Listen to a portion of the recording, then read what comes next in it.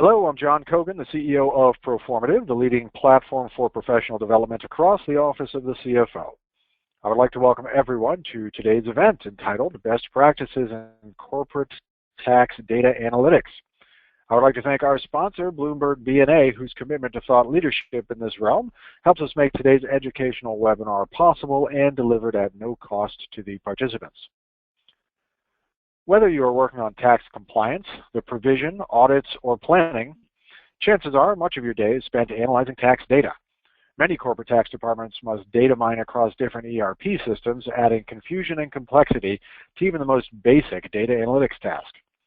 Today we will outline a best practices approach to tax data analytics with a tax analytics framework and real-world examples of workflow and tools.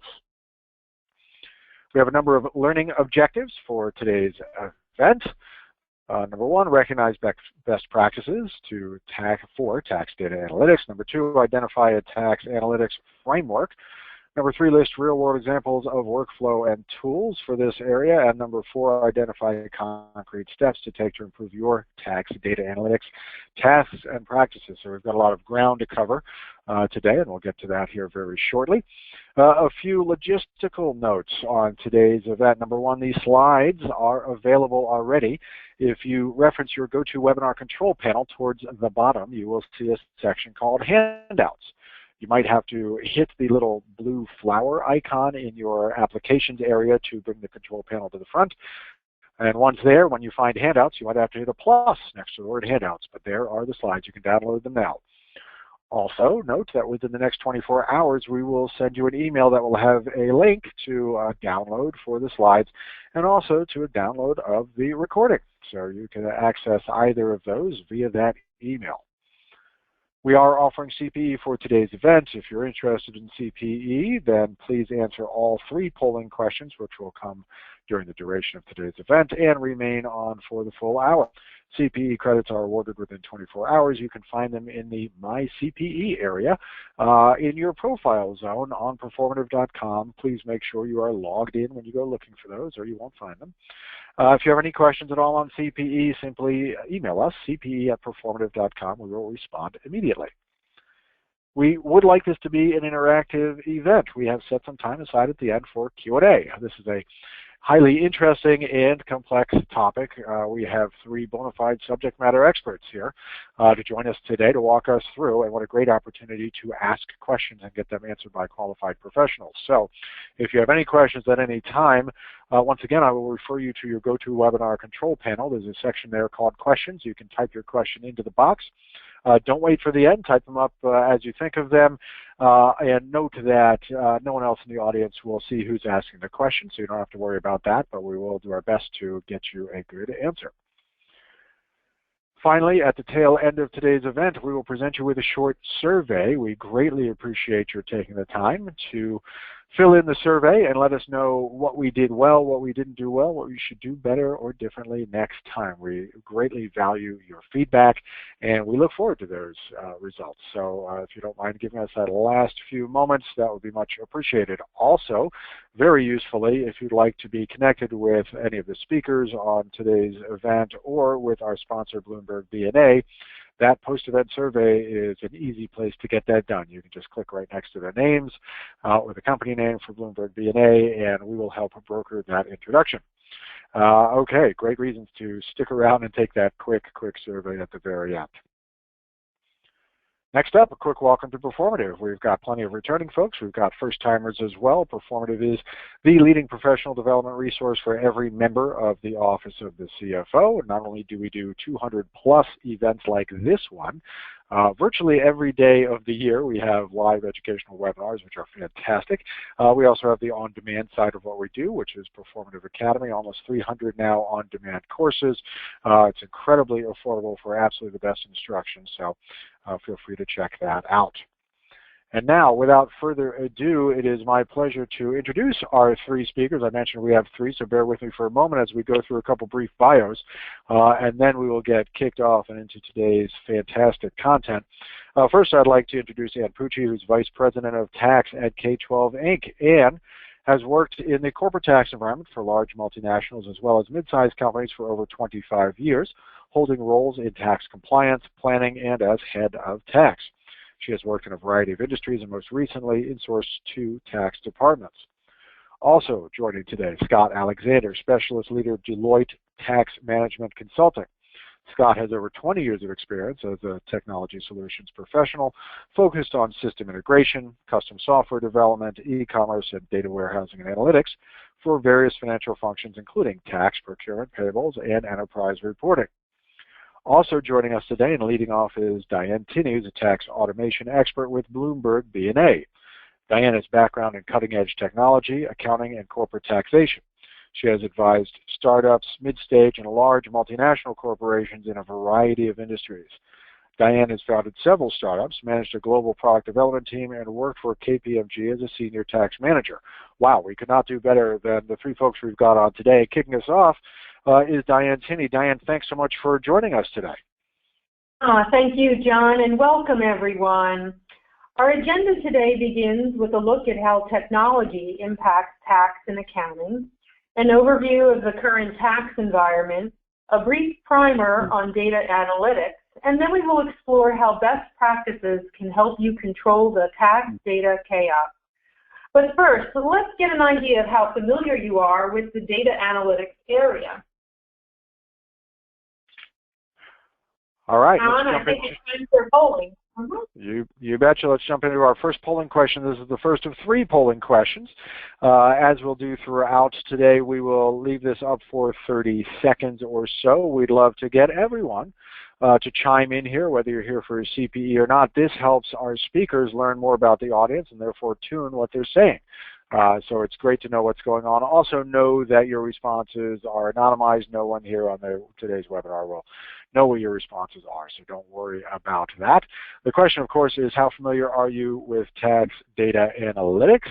And we're just at the 30-second mark. I'll leave that out for a few more seconds so everyone can get their vote in. And now what I will do, which I'll also do throughout today, I'll share out the results. So that should be hitting your screen right now. So Diane, what do you think about this result? That is very similar results as we've seen as we've done meetings with customers and educational seminars such as this.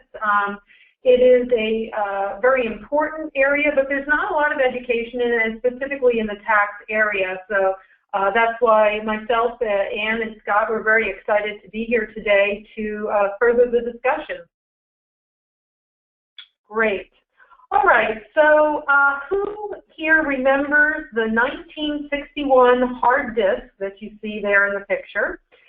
Probably not many of us. Some of us probably weren't even thought of. But back then, it cost $10,000, and that was just for 1 megabyte. So what you're looking at there is 1 megabyte of storage. Advances in technology have certainly had their impacts on our daily life, both at home and at work. The reduction in cost of storage, coupled with the broadening bandwidth operating at faster and faster speeds for less and less money, means that electronic data creation, communication, and storage is expanding exponentially. To put this into perspective, consider the Library of Congress. The entire printed collection fits in 10 terabytes. Every day, Google processes 2,400 times the size of the Library of Congress printed collection. And corporate America is fast at work creating and processing data too. 5 years ago, the study showed that over 7.4 exabytes of new data was being stored, a number that I'm sure has increased significantly since then. So let's talk a little bit now about how these advancements in technology have impacted tax and accounting. The automation revolution began back in the 1970s in the payroll area and then expanded to give birth to mainline ERP systems that we use today, such as SAP and Oracle. With all this automation, the power of data, and in particular the risk of data mistakes or misuse, triggered the need for SOX controls, guidelines around governance and risk management. In the corporate tax area, extracting the data out of ERP systems continues to be a struggle while we navigate the platform changes from desktop to cloud-based tax systems. taxing jurisdictions such as IRS and state tax auditors have evolved with us and now use data analytics and software to manage the volume of information during tax audits. Many also share data across jurisdictions. But what does this all mean to corporate tax? What's driving tax analytics today? And could you please update us on the current tax environment? Sure. Thank you, Diane. So what is driving data analytics? You know, some of the things that I find that the C-suite focuses on is the effective tax rate and cash tax. And these tax analytics really help us do our jobs better and more accurately and with better quality data. So, you know, everybody talks about effective tax rate and, you know, why is it important and what is it? So, so if you think about effective tax rate, if usually there's a percentage that's associated with that. And that percentage really means it could be the federal tax rate is 35%. You might have another 5% on average for your state taxes. So a U.S. domestic corporation may have a 40% effective tax rate or something like that. And what that means is for every dollar that your company makes, pre-tax dollars, 40 cents of that dollar goes to be paid for taxes. So it's a pretty significant amount, and you know, really what you know, that's why there is a bit of focus on the effective tax rate. And really, this effective tax rate is measured. The sort of ratio I talked at 40% I talked about is measured by your tax expense or benefit over your pre-tax book income or loss. So you know, and this is that's what your effective tax rate is. Your cash tax, and sometimes people get those two confused. Cash tax is actually the actual cash I pay out to a government, which is slightly different than your effective tax rate. So we talked a little bit about, you know, this effective tax rate, and it is important because a publicly traded company for sure is going to look at, you know, what is that effective tax rate? So how much cents on every dollar is the company paying towards taxes, and that impacts your earnings per share. So to the extent that you can reduce, let's say from 40% to 38%, that's 2%. That's 2 cents on every dollar that it will increase your earnings per share, and vice versa. If your rate went up to 42%, you'd have less earnings per share for your shareholders. So that's why earnings ETR and the focus on that is pretty important for most of those in the C-suite. If you think about your tax expense, which is the numerator in this formula, you're taking your tax rate, like I said, the 35% for federal, times your pre-tax book income plus PERM items. There's a differentiation between PERM and timing items, and what the PERM items mean, these are things that will never be deductible for tax purposes. Classic one might be the meals and entertainment. Many of us know that a certain percentage of that is not deducted for tax purposes, but is for book, and so that's something that will never be deductible for tax purposes.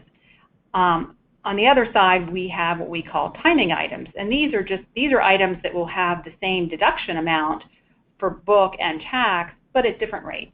And a classic example of that one might be depreciation. Books may depreciate over straight line, where tax may have accelerated depreciation. So those are kind of some of the differences that you see, you know, when you're focusing on ETR and cash taxes. The other thing to keep in mind when you're doing this effective tax rate in your calculation, your quarterly is typically based on a full year projection where you're projecting out what you think is going to happen for the full year. So again, very important to have good data behind that to know that what my projection is, I'm actually, you know, I'm using this in projecting my quarterly, say for your Q1, you're projecting out the whole year. So once again, very important to have some good data behind that and good tools to analyze that data. So we talked a little bit about cash tax, and the main difference, if you think between effective tax rate and cash tax, is that cash tax is based off of your pre-tax book income, these permanent items we talked about, but then we also layer on the temporary items. The example I giving, was depreciation. So there's always this trade-off that you try to get between effective tax rate and cash tax. And an example may be if you're a manufacturer, there's this manufacturing deduction that's out there, and it could be limited by your taxable income. So in a given year, you might have bonus depreciation, and you can reduce the amount of cash you're going to pay to the government, but that will also reduce the amount of the manufacturing deduction, which is a permanent item that you would get. So you're in my world, I'm always trying to balance, what's going to trump, what's more important, cash, or is effective tax rate more important? So you try to strike that balance, and many times I see that in a publicly traded company, many times the effective tax rate, because the impact on the earnings per share, will have, will trump, and sometimes we tend to see more in privately held companies that cash sort of trumps. But many times that's a really good question to ask your CFO, or if you're a CFO, to make it clear to your tax team sort of what your priority is. And it's good to have those discussions as these different items and positions come up to say, hey, how would you like us to kind of approach this? So, John, let's go to a polling question. You bet. So here's polling question number 2 coming to your screen right now. What is your biggest challenge in getting the data you need? You've got a number of choices there. We'll leave that out for 30 seconds.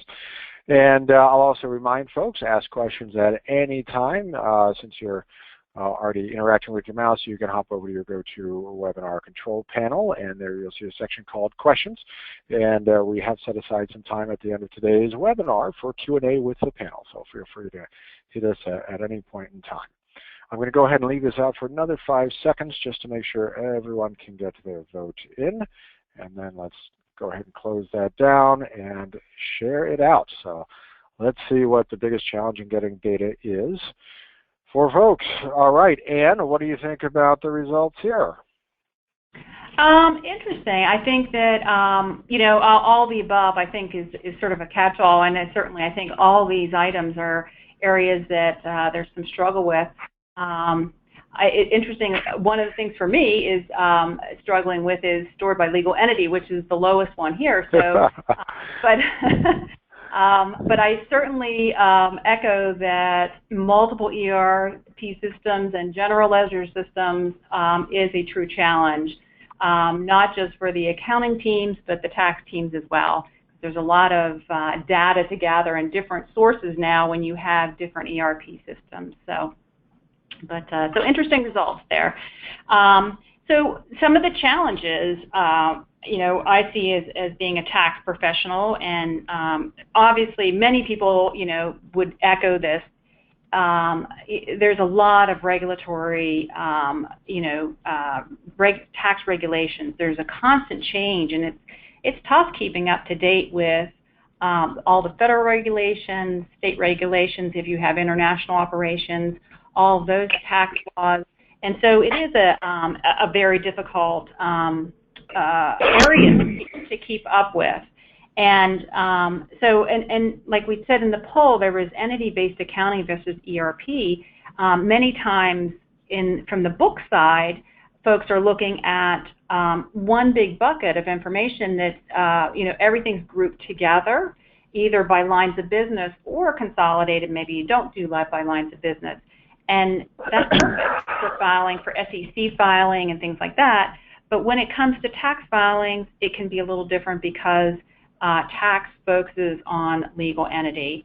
And certainly when you're talking about U.S. entities versus foreign entities, it gets a little bit more important, I would say, to ensure that you're getting the right income and expenses to the right bucket, the buckets being those foreign locations and those foreign reporting entities. So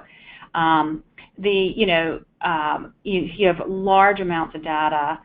You're trying to get this information accurate. You want to submit a quality return. You like to have good support. You don't want questions when they come back on audit. So all this is really important. It's very important. Again, hits on the importance of the data that you have underlying it.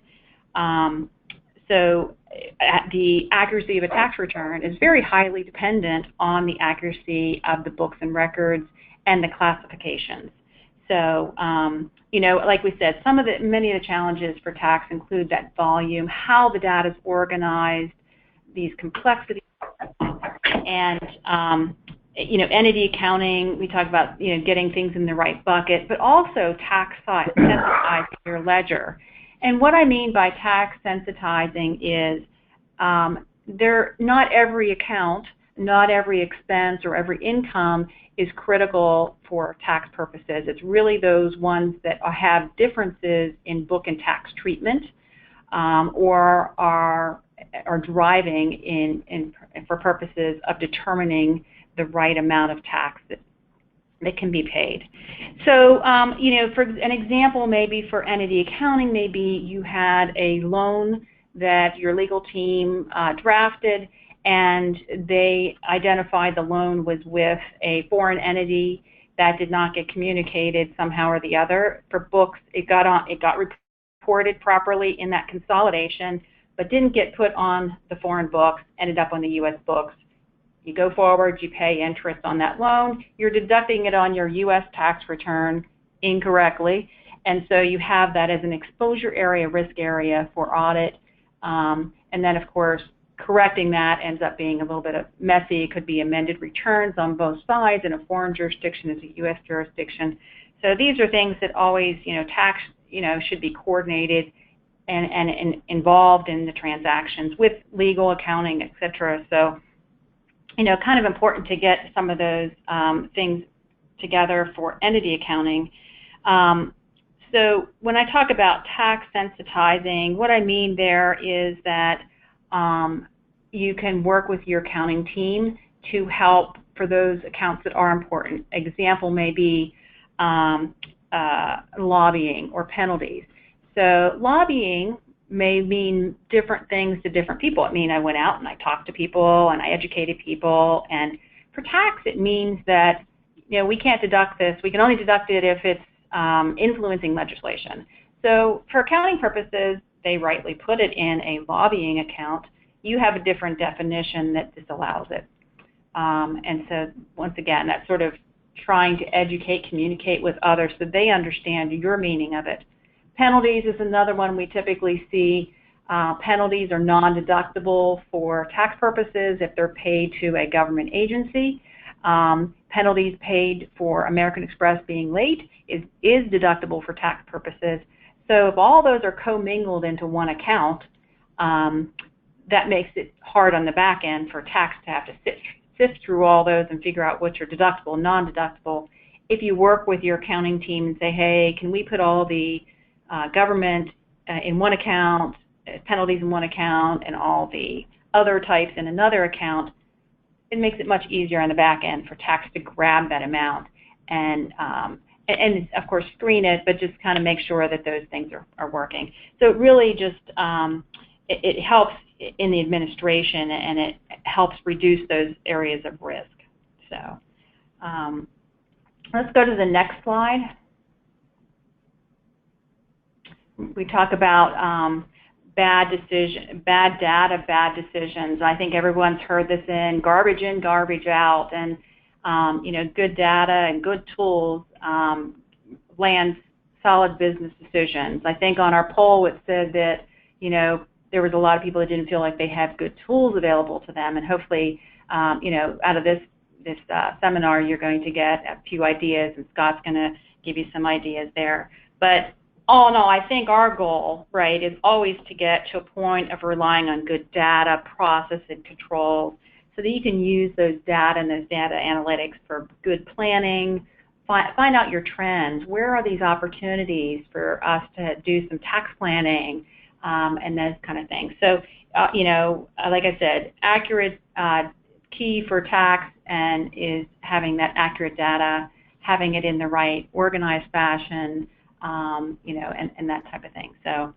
All right, so let me turn this over to Diane, who's going to talk a little bit more about, give you a data analytics primer.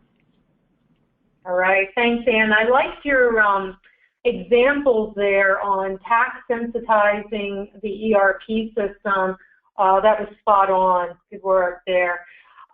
So yeah, I'm going to give a little bit of background on some of the terminology in the data analytics area, and then after I go through a few basics, then Scott is going to take us deeper into that area, and specifically within the tax area. So I really like the very basic definition that Wikipedia provides. Data analytics is the process of inspecting, cleaning, transforming, and modeling data with the goal of discovering useful information.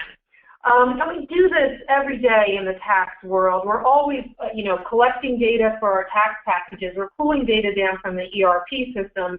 And then we go through and we're sifting through and reviewing and analyzing it to make sure that we have the entity level accounting, that we can identify the reclasses and items that are need to be restated into tax values. Some of them, as Ann mentioned, are permanent differences. Others are timing differences, and we need to sort through all of that, turn our raw accounting data into tax information that we can then apply our intelligence to. Our skills, our true value to our tax department is when we apply our intelligence. And the data analytic tools that are available to us are there to help us maximize our time on that last piece where we can be of most value to our company and shareholders. Another analytical approach that is very helpful is called data mining. Here, the tools will help you sift through volumes of data to discover patterns. The goal here is to learn from the patterns, not the specific details of the data. So, for example, you might look at the patterns in your state income tax data or your sales tax data across the many states and local jurisdictions.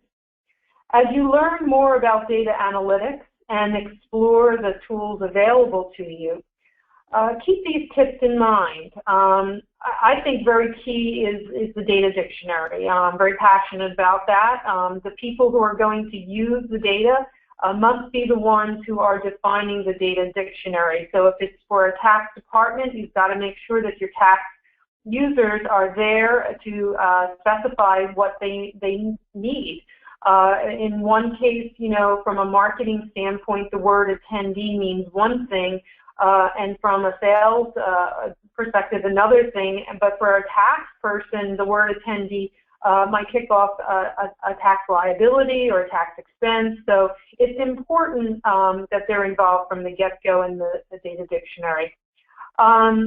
And you don't want to get lost in the details. Your facts are friends, but be smart about what data you get and how you go about analyzing that data. As the old adage goes, you don't want to boil the ocean. You want to look for ways to move from unstructured data tools such as Excel and into systems, third-party systems that will help you with your analysis. And with that said, Scott, could you update us on the latest tools and best practices in tax data analytics? Yeah, sure, Diane. Thanks a lot. I think it would be interesting, that number that we saw earlier in the first poll about the 58%, adoption rate, or people who are not familiar with it. I think it would be interesting to look at that number back 12 months ago and just to see how far we've come. We're starting to see a lot more, uptake of analytics in tax, and traditionally this was much more of a more progressive tax organization who are adopting this, but we're starting to see a much wider adoption. I think there's a lot of reasons for this. But if you think typically, tax spends a lot of their time looking in the rearview mirror, right? I mean, maybe it's compliance or provision, or maybe it's an audit that's 5 or plus years, in the past that you're still working on. So really, when we move from operational reporting to advanced analytics, we really start to think more about what will happen versus what did happen.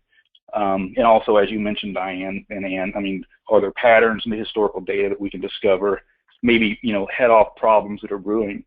And also, we focus more on the key performance predictors as opposed to the indicators. And I think you can read this quote here from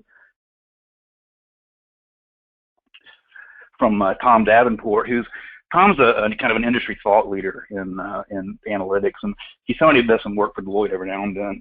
And I think he's kind of focused right here what you were just saying about the ETR and tax planning being used more for analytics for now.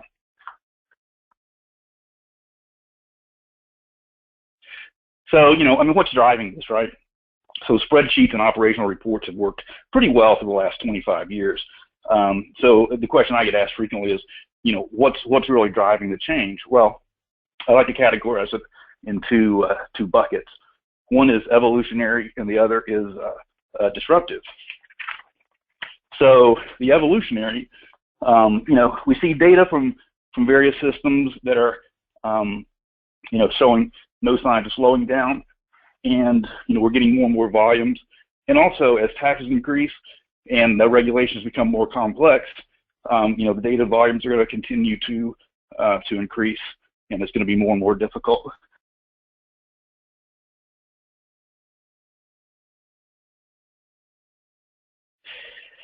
So, in tax, so much time is spent wrangling data. I'm going to go to the second slide. Trying to massage into a format that can be reliably tracked and defendable in an audit, and that's kind of become a daunting task. I think that the self-service tools from analytics are really making it easier and easier for tax departments to take control of the data. So that's kind of the evolutionary aspect of tax analytics in a nutshell. So disruption, I think that's going to be driven by the taxing authorities. So, for example, recently the Dutch tax authority, they just laid off 5,000 employees and replaced them with 1,500 tax analytics employees who are familiar with analytics and that kind of subject matter. So the authorities are going to start using tax analytics to figure out and pinpoint where audit opportunities are going to exist. So next slide.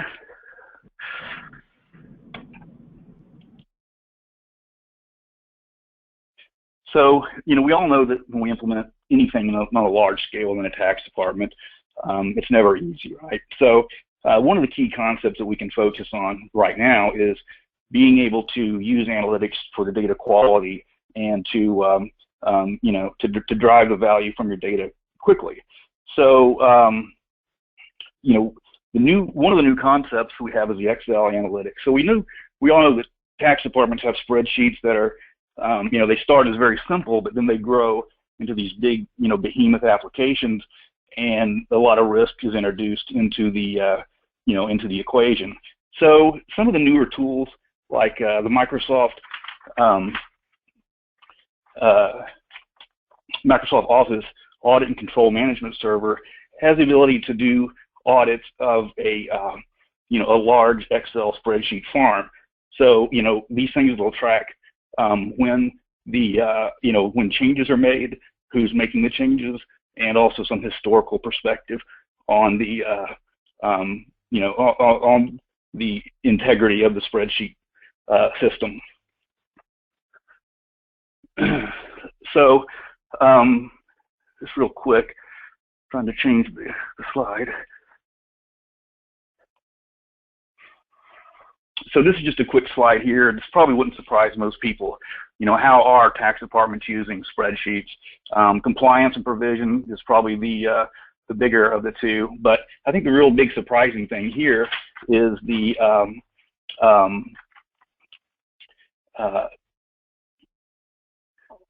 how much time is being spent. So basically, we have 34% of the time being spent working, on spreadsheets in the tax department. So it's a little, it's a little skewed that way.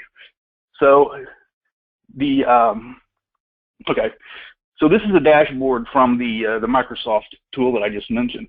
So basically, what this does is it combs through the spreadsheet farm, and it will tell you specifically where your risks exist, and also kind of over time where where your risks have been. So it's a quick way to get a quick snapshot of kind of where things are. And just real quick, here is a kind of a list of best practices. I'm not going to go through all these, but you know, the couple of the top three here: design of the workbook is a must. Limit linking within the workbook, and you know, also just document all your workbooks the best as you can. Okay, so so let's talk about data that's not in spreadsheets, but instead exists inside flat files that come from ERP and other source systems. Typically, this data is time sensitive and monthly or quarterly, for provision or compliance activities. In an ideal world, the tax department would not need to acquire, manage, and retain these files, but instead have all the data stored in a central database such as a tax data warehouse. Even down to the transactional level.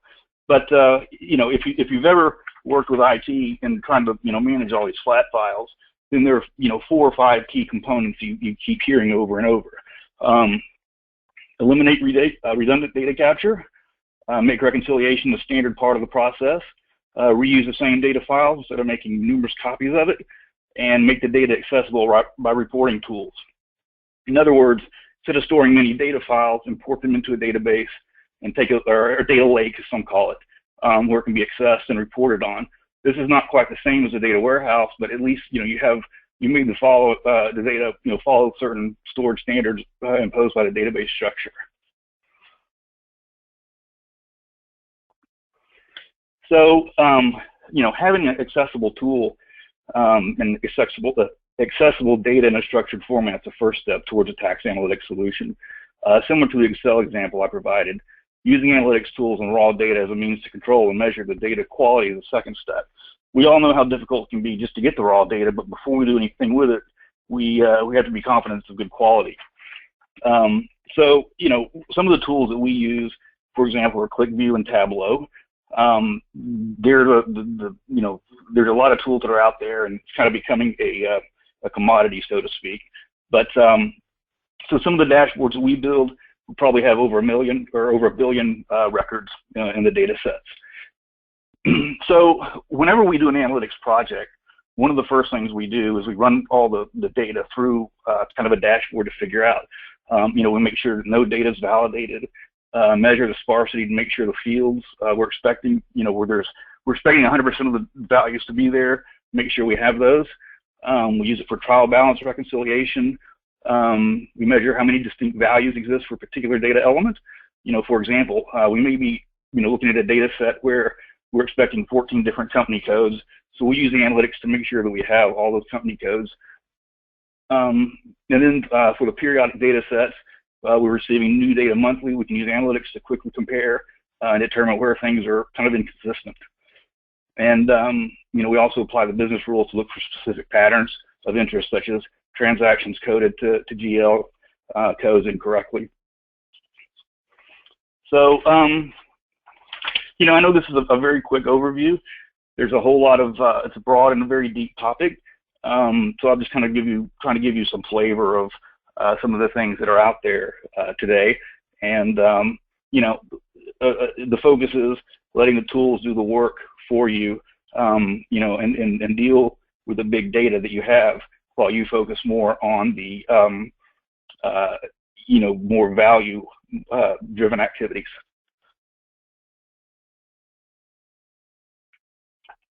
Okay. So Diane? Great. Yes, thank you, Scott. Well, I think that the key takeaways from this, if we go through the different areas, Anne, why don't you summarize the cash tax planning and ETR?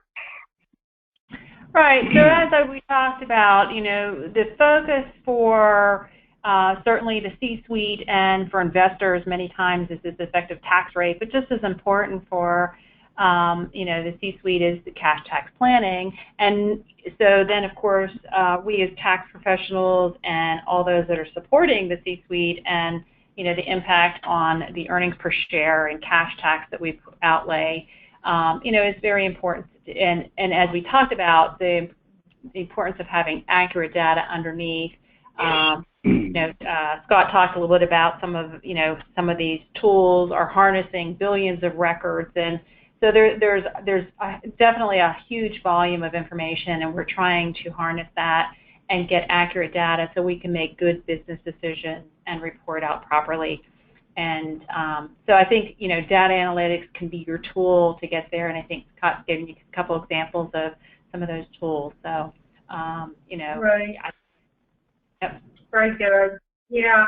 And I would say that from the section that I covered, I think there's a lot of ways that you can bring value to your company, going beyond compliance and looking at and challenging the status quo. Just because you've always done things in a gazillion different spreadsheets, and often I see in tax departments, each one of the functions, the compliance department has their set of spreadsheets, the audit section has their set of spreadsheets, and planning and provision, it's all different kinds of sets in these little silos. Just because it's always been done that way doesn't mean it has to be going forward. I would encourage you to explore new processes and new tools and leverage the other departments. Sometimes it's as easy as finding the right person in accounting who can help you improve the data dictionary if that's the way that you are able to get data out of your ERP system. And right, Diane. Sorry, go ahead. I was just going to say you were talking about the different all the different spreadsheets and thinking about the risk with having that many spreadsheets. And I think Scott talked a little about all the linking that's going on and all the possibilities of things that can happen to that data inadvertently, is key to be thinking about as you're thinking about all these different spreadsheets from, the different departments and things like that. Absolutely. Yes. And then Scott, why don't you take over on the technology that can help there on the bottom? Yep. Yeah, sure. So I think that, the key is you don't need to start big. Look for opportunities to move data out of spreadsheets where possible, and move them to to third-party applications or tax data warehouses. Utilizing off-the-shelf tools like Tableau and the Microsoft Audit Control software is very helpful as well. And I think that it's also important that we pay close attention to how the taxing authorities are going to use the data, and use analytics. So. And that's really, I think, a key part, and where we have to pay attention to, at least we have to have the same tools available to us that the taxing authorities have. And it's never too soon to start preparing for the analytics journey. And like you said, Diane, that that's the kind of the garbage in, garbage out thing. You can start working to cleanse your data. You can start that today. Absolutely. And with that, I think we'll pass it back to John for closing comments, questions, and polling. Right. Let's do that here. So first up, though, is the Q&A. So we've got some questions, and I encourage folks to continue asking away here. First question is to Anne. Do tax analytics help you uncover potential tax savings or sort of opportunities for tax savings? Because wouldn't companies practically want to use it for that, or is it really more about automation and just getting to answers with fewer hours? Well, I'd say it's both, but I would say absolutely it helps in tax planning and coming up with ideas. Certainly data analytics helps us get to that, the risk mitigation and things like that. But many times, as I'm able to see data in a different way, grouped in a different way, or in a different light, things click with me, and I'm like, wait a minute, I can look at that a little differently. Or as I learn more, also, sometimes, from a tax standpoint, we sometimes, unfortunately, sit in our silos here. And we don't always know everything about the business, and getting out there and talking with the business folks as well help. But certainly having that data sliced and diced in different ways and getting comfortable that you have accurate data. I'll tell you, the worst thing is doing planning around data that was bad and you thought you were doing one thing, and then it backfires on you because, whoops, you were looking at it incorrectly or you didn't have good data. So I would say yes, absolutely. The data analytics do help in coming up with planning ideas and being able to look at things different ways, and putting that tax hat on and being able to say, well, wait a minute, this is what the law says, and this is how I can apply it to this data. Absolutely, and many times, obviously, you can come up with some additional tax savings, either cash tax or impact to the effective tax rate.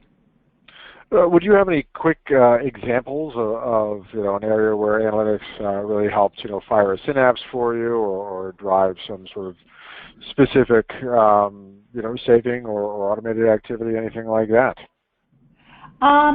Well, I'm just trying to think of a lot of different things over the years, and like Scott mentioned, this is sort of a newer thing, but I think in terms of, I'll talk about apportionment factors, sales apportionment, how there's so many different rules in so many different states, and being able to look at, in particular, I had an example where something was classified as sales, but it really was a reimbursement, and being able to have the data broken out in that way, I was able to pull that out of my sales tax factor, and what it did is it actually reduced my my overall state income tax. And so that would be one example. There's several examples, but I think that a lot of it, because I think the apportionment factors have so much data going into them. Those apportionment factors are typically going to be property, payroll, and sales. And in the tax world, sales factors have a lot of different ways to slice and dice them based off of the state laws. And so they can be based off of where the sale's made, or where it's mostly performed, where the client's located, all those different kinds of things, so can help you in slicing and dicing. So a lot of times that data analytics is going to help you in your where there's larger volumes of data, in particular the state apportionment factors. Gotcha. Great. That's very helpful. Thank you. Diane, do you have any other examples of where clients of your firm have been utilizing analytics and really coming up with some aha moments? Yes, I would say that for the most part, we have seen recently a movement out of the risk of the spreadsheets and moving into third-party applications that are open, what they call having web services, so that they can hook up to ERP systems or other tax compliance systems using like a middleware. So I'd say that there's definitely a trend toward that, and once you've accomplished that, then you have minimized the risk of certainly of Excel, but now, as Ann was saying, you have better data. Even though it's perhaps at a larger volume, you're able to look at that in different ways, and with a proper, let's say, planning system, if that's what you're working on, then you can slice and dice it and run different scenarios, and then you're empowered. It's like the fuel for your car, having the piping in for that data to come in and be able to do the data analytics in a scenario, I think helps. Scott, you had mentioned being able to use analytics similar in fashion to how taxing authorities are using analytics, which is a really interesting thought. How do you suggest folks go about approaching that? How do you understand what the taxing authorities are looking at, and then how do you do your best to gain insight into your own tax operations so that you can be teasing out high-risk items and paying appropriate attention, et cetera? Yeah, so it's from the taxing authorities' perspective. They like to keep their stuff secret, of course. So of course.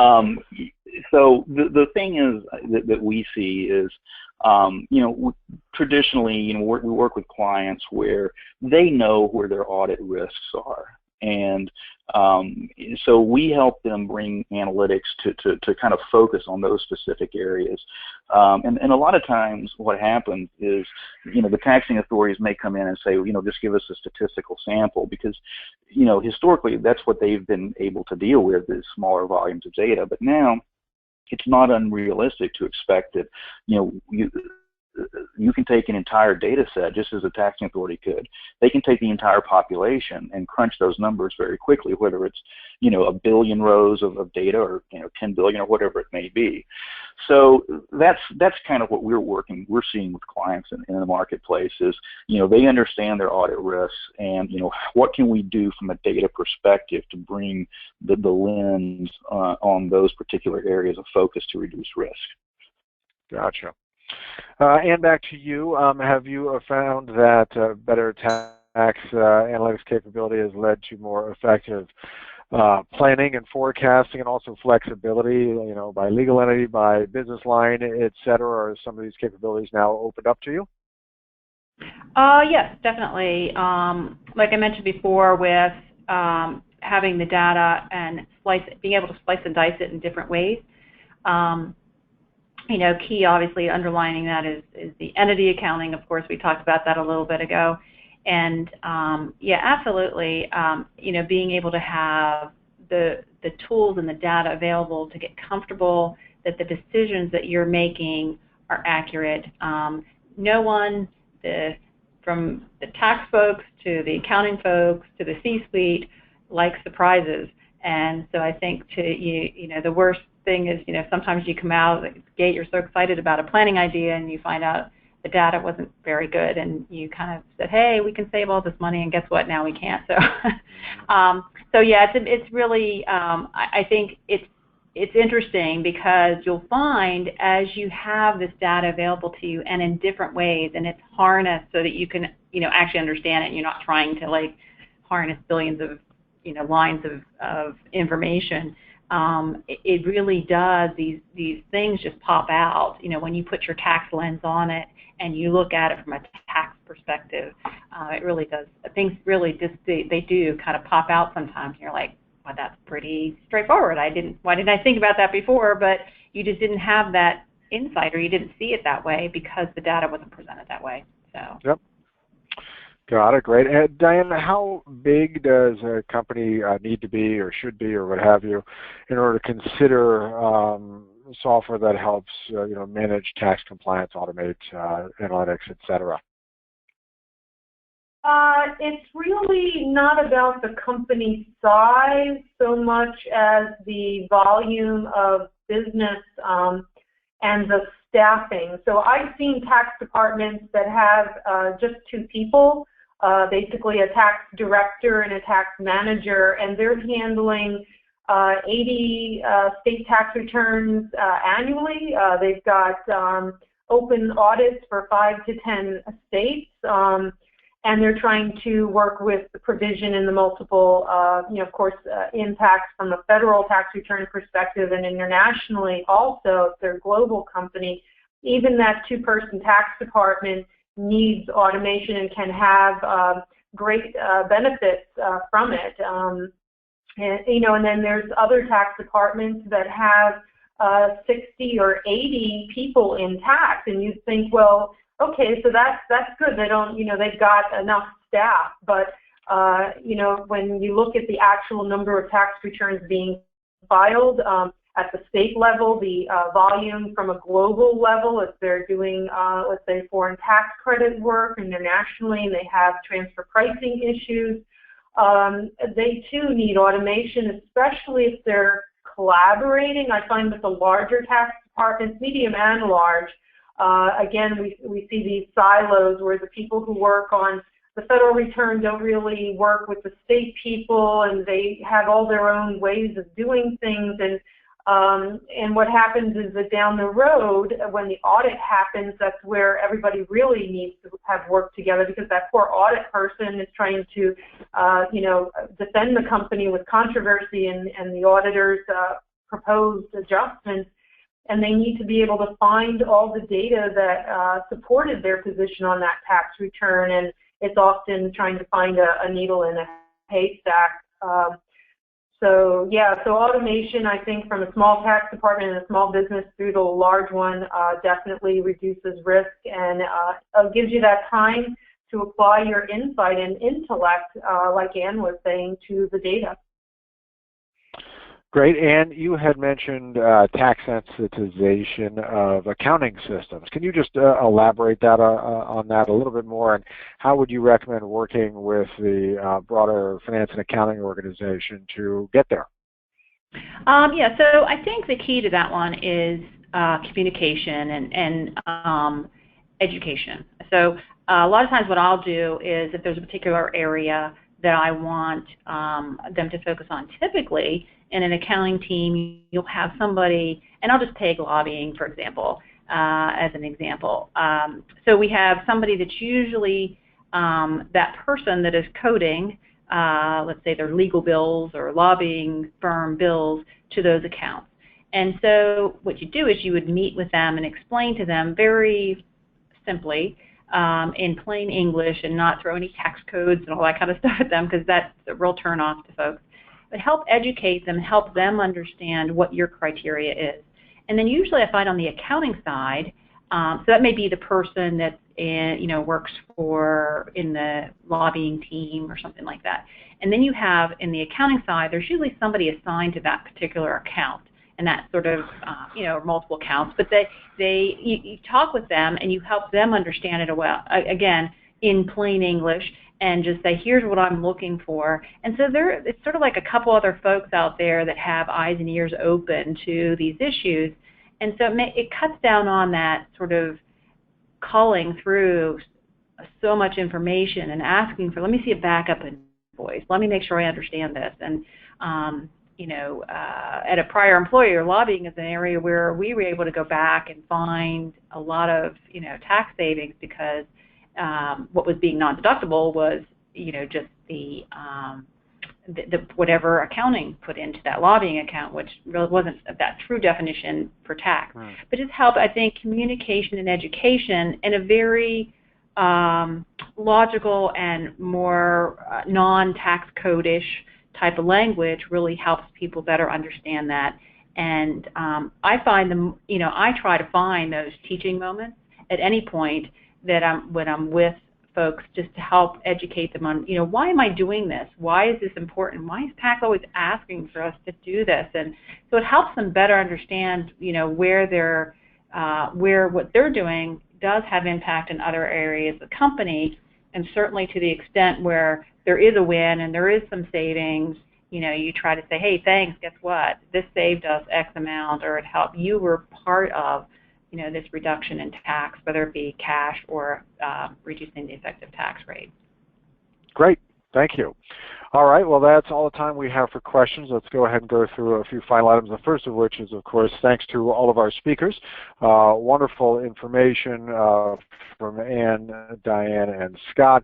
And we greatly appreciate your joining us today and helping us understand more about this topic. Also, I recommend, folks, if you want to continue the conversation with your peers in the community or just learn more about this and related topics, the community at performative.com is a great place to do that. And I'll remind you that the post-event survey is where you can, with a click of a mouse, request an introduction or connection to today's speakers, any or all of them, or our sponsor, Bloomberg BNA. So do stick around. We're going to get to the polling question in just a moment, and then the post-event survey right after that. Of course, a hearty thanks to our sponsor, Bloomberg BNA, whose commitment to thought leadership in this realm helped us make today's educational webinar possible and delivered at no cost to the participants, and delivered very, very well. At this point, we're going to go ahead and jump into our third and final polling question. So you should see that hitting your screen. How much tax analysis at your company is done in spreadsheets? Of course, this was touched a couple times by the speakers and is a major bugaboo, and we're all guilty of using spreadsheets for things that they weren't exactly designed for. But let's just take a look at how pervasive they are.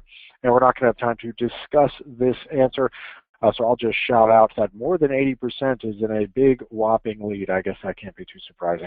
But there we have it. Okay, at this point, I'm going to go ahead and close down this final polling question, I'm also going to move to close down the event. So thanks everyone for joining us today. We hope to see you again at another performative webinar or online at performative.com. I hope you have a great rest of your week, and that post-event survey coming your way right now.